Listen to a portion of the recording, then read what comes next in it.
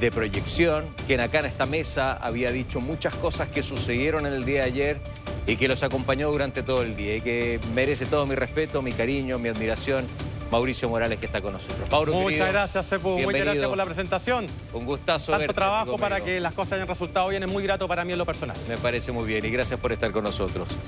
Mauro, la primera línea, ¿qué te pareció antes de entrar a la estadística, el proceso eleccionario de ayer? Tú que vienes siguiendo elecciones con una mirada crítica, objetiva, mirándolo también desde afuera, pero como ciudadano, como un observador, ¿qué te pareció todo el proceso que vivimos ayer? Fue un proceso más difícil en comparación con elecciones anteriores. Es un proceso con inscripción automática y voto obligatorio. Eso implicaba que casi 15,8 millones de electores estuviesen habilitados para votar. En la elección del año 2024, la elección local, CPUD, alcalde, gobernador, core, concejal, esa elección la hicimos en 2 días. Por lo tanto, no se observaron aglomeraciones en los locales de votación porque adicionalmente la porción de gente que votó el sábado y el día domingo fue más o menos parecida. En consecuencia, y dado que tuvimos en esta elección 2 papeletas en la mayoría de las regiones y 3 papeletas en 7 de las 16 regiones, el proceso se hizo un tanto más lento. Pero así cuesta la democracia muchas veces y a lo mejor tendremos que reexaminar más adelante si es que es adecuado abrir el número aumentar el número de locales en la medida de lo posible o incrementar el número de mesas con el fin de que el proceso sea mucho más fluido. Nos tenemos que acostumbrar a una participación que ayer, dicho sea de paso, Rodrigo, llegó a más del 85%. Un poquito por debajo de lo que fue el plebiscito del año 2022, pero una participación altísima. Nos tenemos que sentir orgullosos como país y también orgullosos del CERVEL por haber organizado esta elección de la manera en que lo hizo. Y me parece una buena lectura ver la posibilidad de aumentar las mesas. Yo estuve en varios locales, Mauro. Sí. Y habían filas muy largas. Exacto. Y había poco respeto con adultos mayores también. Había poco respeto también en los lugares que me tocó con mamás y sus papás con sus guaguas en los coches. O sea, nos faltó cierto grado de empatía. Por lo tanto,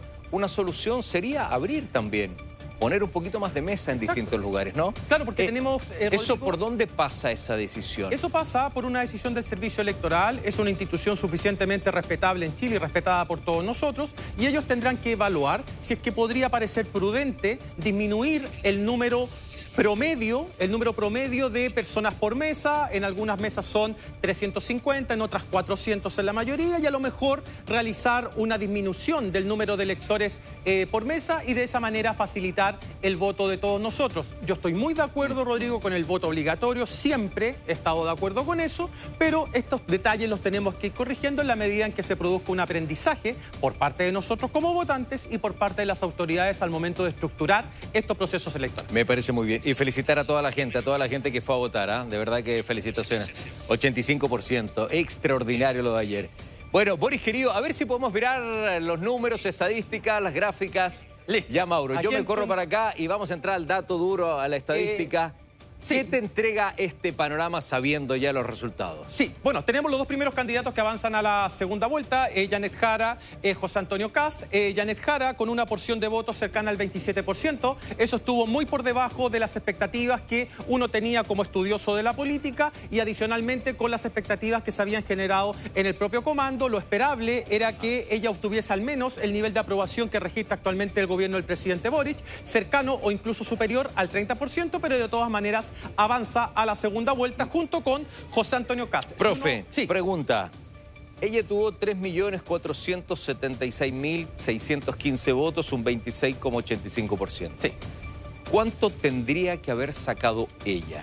Cerca de más de 4 millones de votos con el fin de aproximarse a la porción que representa la aprobación del presidente Boric e incluso un poquito más para haber sacado una distancia más sustantiva del segundo. Aquí había 2 métricas, Rodrigo, importantes. Sí. La primera era la distancia entre el primero y el segundo. Se estimaba que podía ser entre 5 y 7 puntos, terminó siendo tan solo de 3 puntos. Y la distancia del segundo con el tercero. Y aquí me quiero detener solamente un segundo, pero tú me interrumpes si es que hay alguna pregunta. Muchas personas o encuestas dijeron que había un triple empate por el segundo lugar. Eso nunca fue así y desde una minoría, desde acá, defendimos la posición contraria. Es decir, que el candidato favorito para avanzar a la segunda vuelta seguía siendo José Antonio Kast. La sorpresa para algunos la marcó Franco Parisi.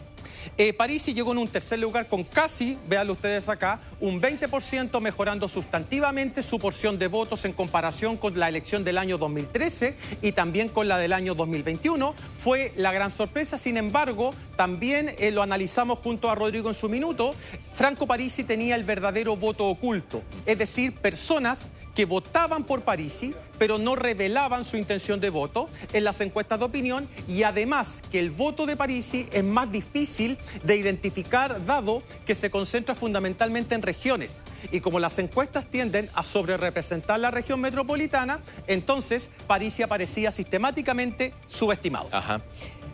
Hubiera tenido que ser un 30% acá. Sí, mínimo. Para mí, por lo menos, ¿eh? El porcentaje de Kast, 23.92. ¿Es un buen porcentaje? ¿Es correcto? ¿Es el esperable? Hablamos de 3.097.000 votos para él. Sí. ¿Es lo que se pensaba o también la vara tendría que haber ido un poquito más arriba? Claro, en un minuto, Rodrigo, José Antonio Kast, hace aproximadamente 10 semanas, marcaba un 29% de intención de voto. Apareció Kaiser, al que ya me voy a referir más adelante, y Kast fue disminuyendo progresivamente, incluso hasta registrar un 20%.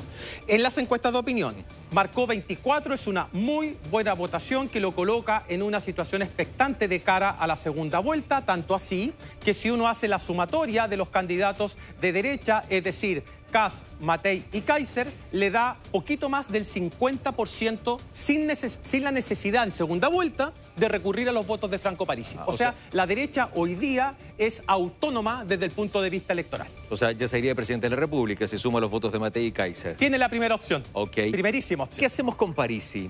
Él, cuando vino al candidato, me dijo a mí, abajo, me lo topé en la escalera, me dice, Sepu, yo voy a hacer la sorpresa. ¿Por qué él tenía esa información, esa sensibilidad con la gente en la calle? Sí, claro. Que las encuestas no te la entregaban. Exacto. ¿Por qué termina con un altísimo porcentaje, casi un 20%, Mauro? Ya, por varias razones. La primera es que Franco Parisi tenía un mensaje muy distinto al de los otros candidatos, en especial porque algunos se dirigían a la cabeza del elector, es decir, medidas de seguridad, medidas sobre las listas de esperas. Otros se referían al corazón del votante, transmitiendo cierta emocionalidad que en este contexto parece que no funcionó mucho. Parisi hablaba en un lenguaje mucho más sencillo y era el voto de bolsillo. Es decir, él hizo propuestas muy concretas, por ejemplo, para eliminar el IVA de los medicamentos, para establecer una especie de Chao DICOM, especialmente para las mujeres que estaban con mayor grado de deuda, y en tercer lugar, un retiro de los fondos de AFP no inflacionario, que implicaba que esos retiros se utilizaran para pagar deuda y no para aumentar el circulante, lo que podría haber generado un proceso inflacionario. Entonces, lo que hizo Parisi, siendo un doctor en economía y explicando de manera muy sencilla las propuestas, llegó a ese electorado de regiones y, en el caso de Valparaíso y la región metropolitana, pero especialmente en la región metropolitana, a segmentos medios y medios bajos. Él sigue teniendo una escasa votación en las comunas de nivel socioeconómico alto, y lo que le quedó pendiente, si no existiera la región metropolitana, sí, Parisi habría pasado a la segunda vuelta. Sigue siendo su región una de las regiones más deficitarias que tiene el candidato del PDG. Y otra cosa, lo último, Rodrigo. No, por favor, Mauro, el PDG. Ojo con el PDG. El PDG es una cuestión histórica esto, ¿eh? Sí, te lo voy a explicar. El PDG obtuvo en la elección del año 2021 6 diputados. Esos 6 diputados en la legislatura 2021-2025 se fueron todos. El PDG quedó con 0.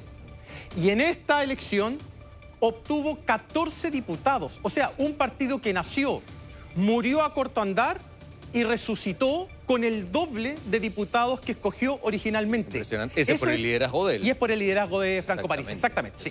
Ahora sí, perdón, dale. No, por favor, Mauro, con toda tranquilidad. Ayer a la noche, cuando él habla, da la conferencia, le pega un palo duro a las encuestas. ¿Tenía razón? ¿Las encuestas se equivocaron con Parisi? Total y absolutamente, Rodrigo. Algunas más que otras. Algunas lo declaraban en cerca de un 12, 14%. Algunas le daban incluso, una de ellas, un 5,5%. O sea, se equivocaron esas encuestas en 10 o 14 puntos porcentuales en el caso específico de Parisi. Y se sobreestimó la votación que obtuvo finalmente Johannes Kaiser. O sea, Johannes Kaiser se suponía, Rodrigo, que iba a ser la competencia total con José Antonio Kast disputando el segundo lugar. O sea, nada de eso ocurrió. el orden era Kaiser acá y Parisi Y más Parisi descolgado. incluso quinto. Claro. Y eso, claro, desde el punto de vista de las encuestas de opinión, uno dice, sí, pudo haber pasado, pero los números indicaron que claramente nunca hubo ese triple empate por el segundo lugar. Parisi nunca estuvo en el quinto lugar y Kaiser nunca amenazó de manera seria la candidatura de José Antonio Kast. Bueno. Esas son las tres primeras